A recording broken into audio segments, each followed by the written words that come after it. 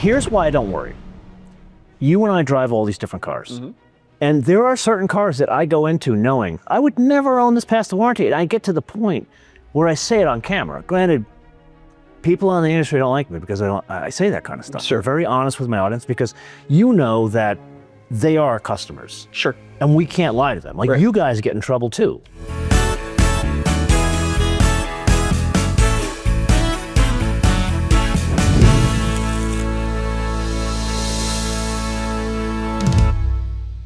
We're 30 seconds in. Everyone's gonna tune out.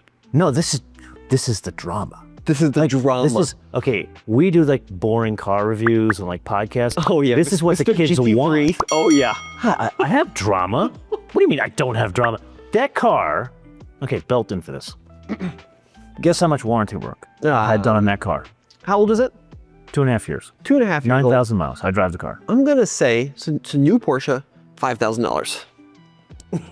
That's not even a good down payment. It should be pretty bulletproof. Oh no. It's not like, it's never left me on the side of the road. Good. However, $46,000. Oh. And 5,000 of which was just this week. So before we started the podcast, I just got a text from the lovely and gracious Kristen at Porsche Santa Clarita where I got the car. Oh. Not an advertisement for them, but just a great group of people. Okay. And hell of a chicken sandwich at their restaurant. Okay, when you finally come to LA, we're going for the chicken sandwich. There's a reason to buy a GT3 right there. Well, no, I didn't buy a GT3. I bought a lifetime supply of chicken paninis, and it just happened to come with a car. That actually is, you can check with Porsche Santa Clarita, that is the truth. That's good, I like it. The car has had oddball warranty things. Like I did this like CXX thing where I put the Moto Man TV in the door sill from the factory. Very cool. But the, I don't know if Porsche people want to hear this, but instead of saying Moto Man TV on the right side, it said Moto Man T.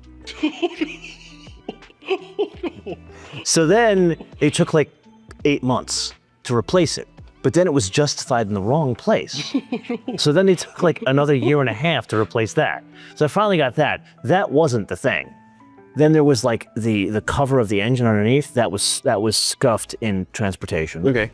And then the piece de resistance, the headlight. So what happened to the headlight?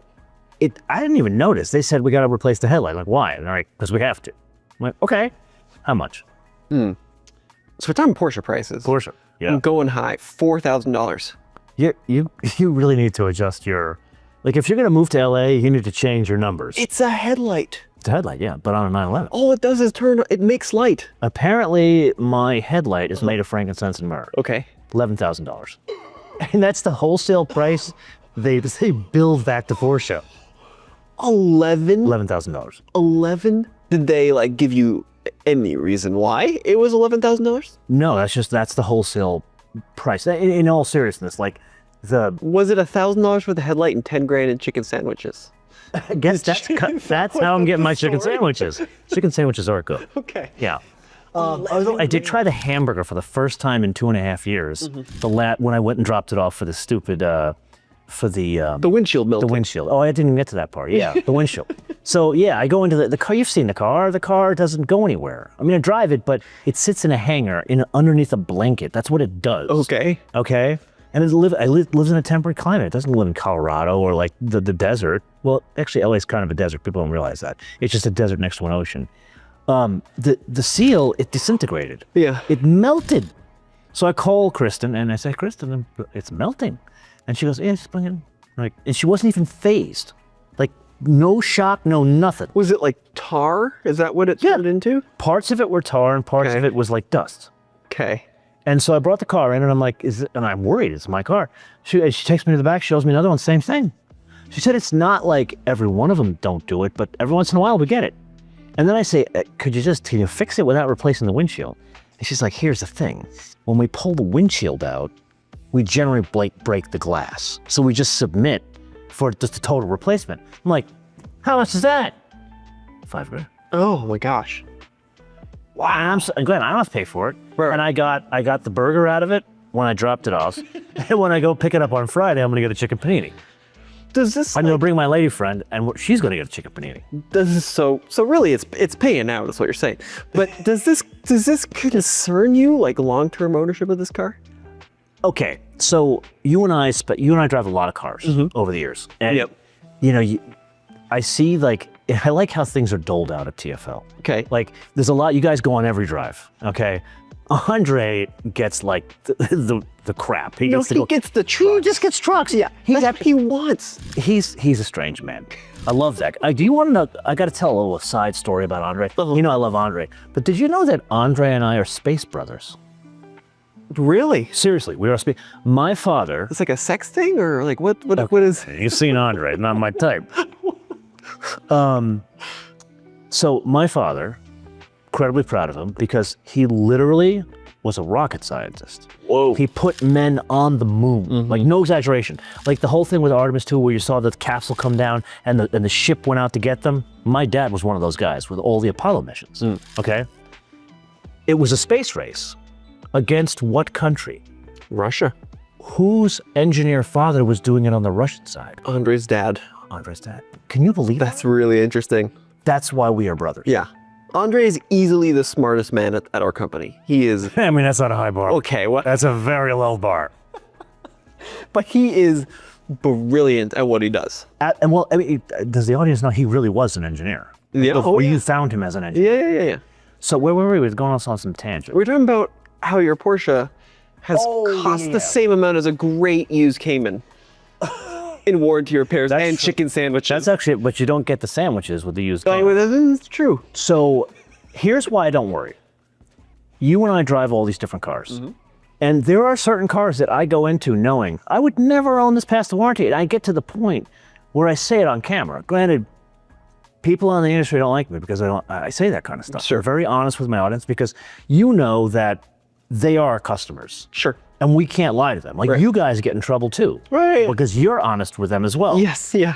So I'll say like, I wouldn't own a Maybach past the warranty. I wouldn't own a Range Rover past the warranty, although they're not as bad as everybody says. However, certain cars are engineered to a standard, like Mercedes used to be, and certain cars are engineered to a price. This is engineered to a standard. However, I feel like there's teething problems in the Porsche system as of late.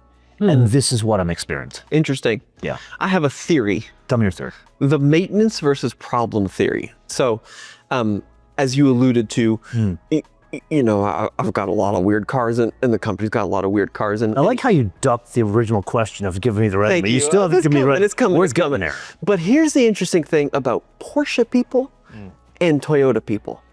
You talk to someone that buys an old Land Cruiser and you ask them, has it been reliable? And they'll say, it's been the best car I've ever owned, every single time. And I'll say, has anything gone wrong? And they're like, nothing's gone wrong. It's just needed $8,000 in maintenance in the past year. You talk to a Land Rover person and say, has anything gone wrong? And immediately they'll be like, yep, it's been the biggest pile of junk because this one thing failed and cost me $500, right? That's a good example. Well, sort of. The thing is about Porsche and Toyota people, I don't know what it is. When their cars go wrong, it's maintenance. But when they hear a Land Rover goes wrong, it's because it's a piece of junk. Have you noticed this? Actually, It's like a fine distinction. I am poking fun at Toyota and Porsche people a little bit, but you know what? That true. is, I'm with you. It's maintenance versus pile of garbage. It's bad PR is what it is. I firmly believe at this point, Land Rover, Range Rover has had significantly bad PR for many years. I feel they have fixed the problem. Does it mean that they're Toyota reliable? No. Right. What's happened is, and I did an episode, I did a lot of research and dug into the topic and presented where Range Rover is at this point, and Land Rover.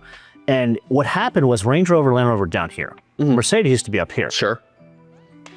They met in the middle. Interesting. That's what's happened. Yeah. They're both equally unreliable. Oh, and it's funny thing. You watched the podcast, you say? Remember when I had Philip Skogstad, Dr. Phillips? Yep. Smartest guy in the room. Yeah. Like crazy smart guy. And he understands, he's book smart, but he's also street smart. He was able to come up with these situations like simple things like, I put on a suit when I went to a job fair and people took me more seriously. Like that's the kind of guy he is. Right. I flat out in my podcast, you know how direct I am with people, I said, you know, he talked about this whole thing about like cost of ownership and how Edmunds like tracks it. So they track it internally. I'm like, why do you say that? Because your car's the old and past the warranty, or even near the warranty, you have all these problems. He flat out looked at me and said, so buy a bicycle. Oh my gosh. So they know, and here, I got a theory back for you. They don't make these cars for the second and third owner. They make them for the first owner that leases them for 3 years. Definitely. Tears another one off the roll. Right. Well, and I think that's what has a lot of people frustrated about the new car market, right? It's this thought that you're paying more money than you ever have for a new car. And there's this perception that it's not going to last as long as a car from a couple decades ago. Now, we've talked a little bit about this on our podcast, and my buddy Case and I are in agreement with this. Like when, and maybe it's just because I'm young and Case's life screwed up. he also does too. Yeah, he's a big Land Rover guy like I am. He's another one's got problems. Love that guy, but problems. But like we get these comments a lot. Be like, you know, they don't make them like they used to. You know, I had a '72 Malibu, and that thing I had it for 2.5 years, and it was perfect. Wait, you had a '72 Malibu? No, we get these comments a lot. Oh yeah. Okay. They don't make them like they used to. But like you look at the data and you talk to the, granted, anecdotal evidence of these people that lived in the 60s and 70s, and like it wasn't uncommon for an engine rebuild to be a necessity after 50,000 miles. Oh, totally agree. Right? Like modern cars have gotten, the production standards have gotten so much higher. Like my wonderful Fiat shipped with a 1-year warranty. I think it was 8,000 miles, right? Hyundai Kia, 10-year, 100,000 mile warranty, right? So like the cars have, I think, objectively gotten better, but I also think there was a crossover point at some point, maybe mid 90s to mid 2000s, where the production quality was very high on those cars, but the simplicity was still there. And I think people's concerns with the newest stuff is with this huge suite of sensors, electronic door handles, you know, screen everything, that we've actually reached an inflection point where now it's going the other way, and the cars have become so complicated, even though they're better made than they've ever been, that they're going to fail more. If you enjoyed this content, please like the video and consider subscribing to see even more content like this. And to listen to or watch the full podcast version of this episode, search Motoman TV Podcast in your favorite podcast platform, or click the link in the video description below. We have all new episodes each Wednesday. Thanks for watching.